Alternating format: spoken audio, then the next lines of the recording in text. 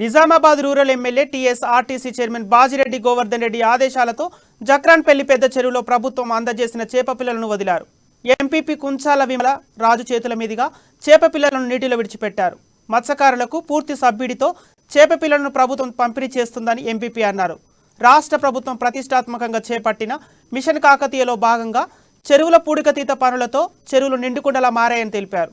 చేపల పెంపకం ఇప్పటికే 4 దఫాల్లో పూర్తి కావడంతో సంబంధిత చేపలను విక్రయించిన మత్స్యకారుల జీవితాల్లో వెలుగులు నిండాయని తెలిపారు. ఈ కార్యక్రమంలో సర్పంచ్ చంద్రకళ బాలకిషన్, ఎంపీటీసీ గంగారెడ్డి, ఫిషరీస్ అధికారులు, గ్రామ మత్స్యకారులు, నాయకులు, శంకర్ పాల్గొన్నారు.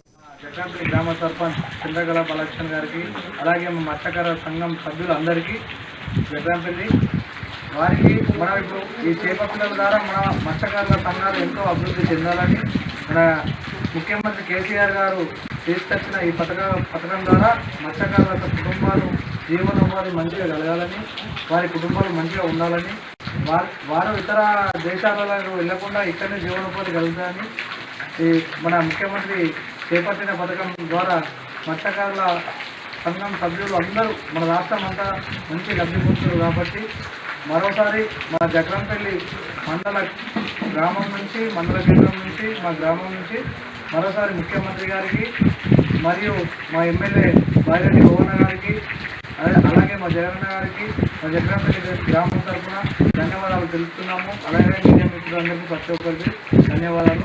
మా మత్స్యకారుల సంఘం సభ్యులందరికీ కూడా మంచిగా. జక్రాన్పల్లి మండలంలో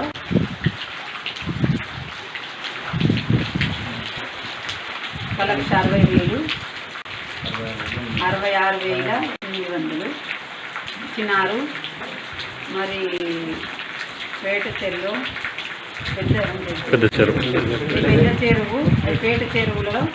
చేపలు ఇక్కడికి వేసినాము. ఇంకా ముంగట కూడా వచ్చే అవకాశం ఉంది.